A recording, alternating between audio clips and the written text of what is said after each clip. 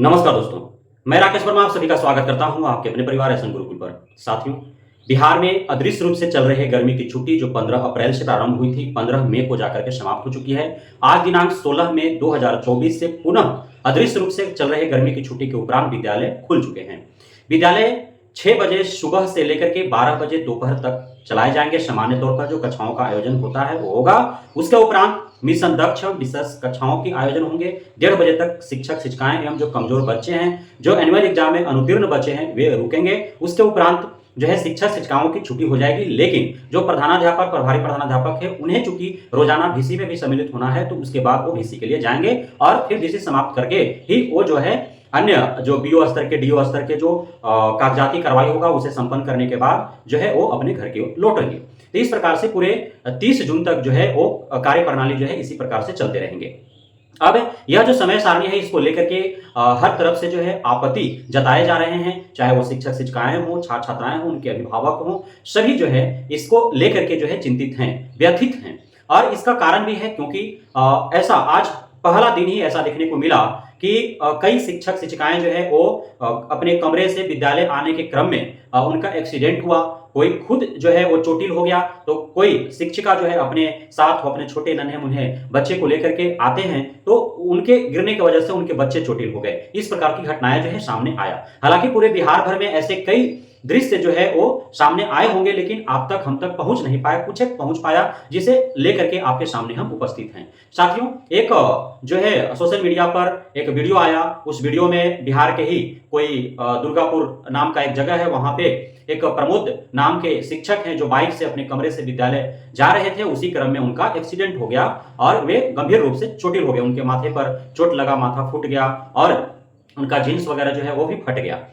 लेकिन उनके इर्द गिर्द तो और किसी अन्य विद्यालय के शिक्षक या शिक्षिका रहे होंगे या आते जाते जो राहगीर रहे होंगे, वे उनको उठाएं और उन्हें अस्पताल तक पहुंचाएं।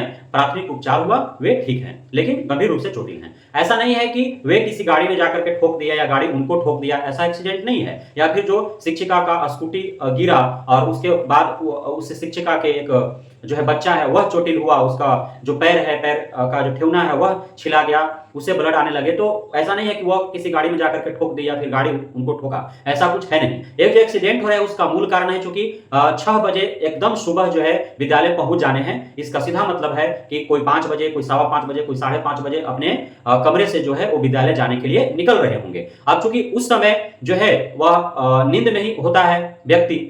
अब उनको 6 बजे विद्यालय पहुंचने के लिए 5, 5:15, 5:30 बजे उनको कमरे से निकलना है। लेकिन उनको ऐसा नहीं है डायरेक्ट बेड से उठना है और ड्रेसअप होना है और फिर विद्यालय के लिए स्कूटी या बाइक से निकल जाना है, ऐसा तो है नहीं। उन्हें जो है 5 बजे रूम से यदि निकलना है तो उन्हें 3 बजे सुबह जो है उनको जागना पड़ेगा, क्योंकि अब 6 बजे से 1:30 बजे तक उनको विद्यालय में रहना है। तो उन्हें अपने लिए ब्रेकफास्ट तैयार करना होगा, उनके अपने लिए लंच तैयार करना होगा। जो महिला शिक्षिका है उनका जो दूध-मुहा बच्चा है या फिर उनके साथ जो छोटे बच्चे 1 साल, 1.5 साल, 2 साल, 3 साल के जो बच्चे हैं, तो बच्चे उनके साथ रहेंगे, चूंकि बच्चे माँ के ही साथ रहेंगे। 1.5 साल, 2 साल, 3 साल का बच्चा है वो किसके साथ रहेगा? दूध-मुहा बच्चा है वो किसके साथ रहेगा?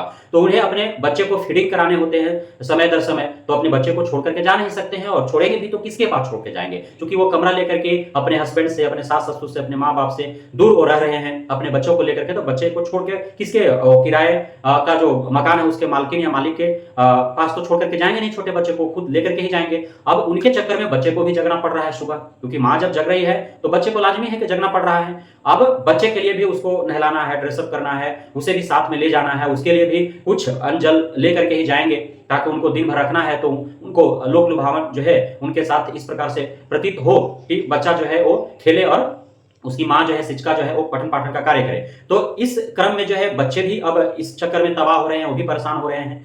तो यह पूरा जो एक माहौल खड़ा कर दिया गया एसएसके पाठक के द्वारा बिहार के शिक्षा जगत में, शैक्षणिक संस्थानों में, ऐसा लग रहा है कि जैसे पूरी चारों तरफ एकदम अराजकता फैला हुआ है। आखिर क्यों?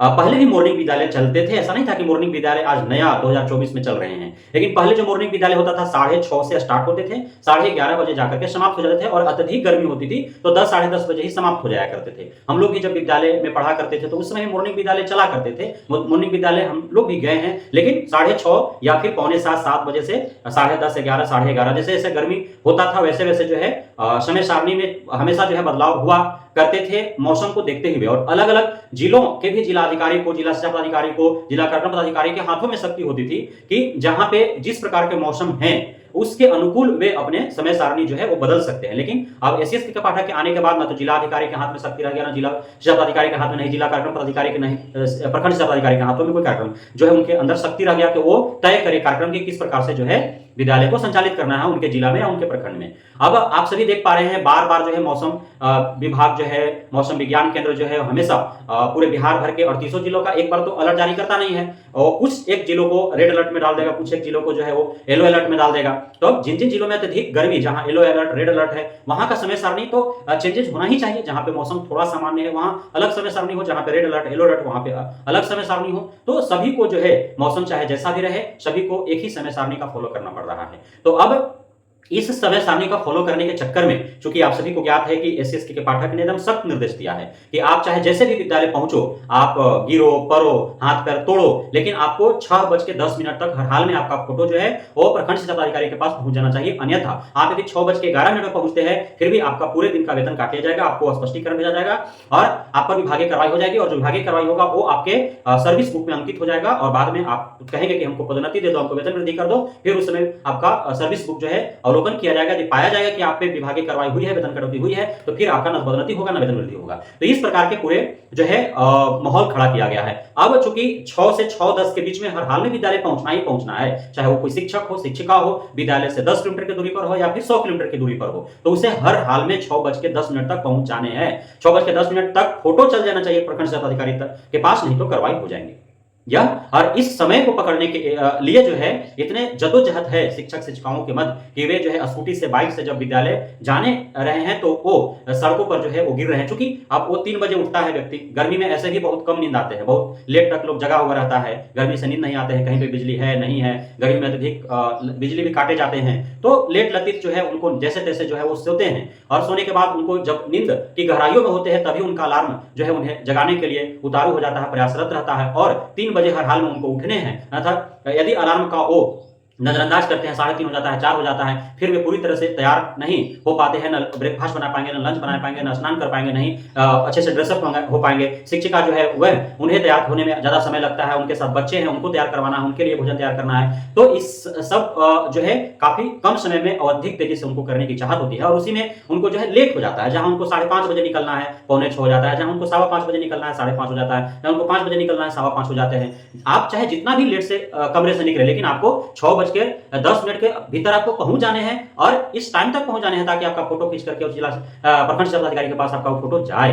अन्यथा 1 मिनट भी देरी हुई मतलब आपका पूरे दिन का वेतन कटा, अब आपको विभागीय कार्रवाई भी झेलना पड़ेगा। तो इस चक्कर में एक्सीडेंट हो रहे हैं। अब इसी को लेकर के चारों तरफ से जो है वह गर्मा गर्मी है, माहौल जो है एकदम बिल्कुल ही गर्म है। सभी शिक्षक संघ संगठन जो है वे 4 जून के बाद एकदम उतारू हैं। यदि नई समय सारणी में बदलाव हुआ तो फिर वे पटना में पूरे अपने छात्र छात्राओं, शिक्षक शिक्षकों को लाखों की संख्या में लेकर के और पूरे पटना को छावनी में तब्दील कर देंगे, पटना को काट देंगे और वे चाहे जिस भी भाजपा का हो, जदयू का हो, आरजेडी का हो कार्यालय, सभी का घेराव करेंगे। शिक्षा विभाग का कार्यालय हो, चाहे सचिवालय हो, चाहे सीएमओ हो, चाहे वो विधानसभा हो, हर चीज का घेराव करेंगे। जहां से भी बात बन पाएगा, जहां भी दबाव बनाने के प्रयास जो है दबाव बनाने के बाद उनका काम बन पाएगा, वहां पे वो दबाव बनाने का प्रयास करेंगे। 4 जून के बाद महाधरना, महाप्रदर्शन, महाआंदोलन पटना में होने जा रहा है यदि समय सारणी में बदलाव नहीं हुआ, क्योंकि आज प्रथम दिन ही इस प्रकार की घटनाएं देखने को सामने मिले। अभी पूरे 1.5 माह या इसी समय सारणी का फॉलो करना है शिक्षक शिक्षकों को, तो न जाने कौन कौन सी घटनाएं घटेंगी और कितने शिक्षक शिक्षिकाएं बीमार पड़ेंगे, हाथ गोड़ टूटेंगे, सर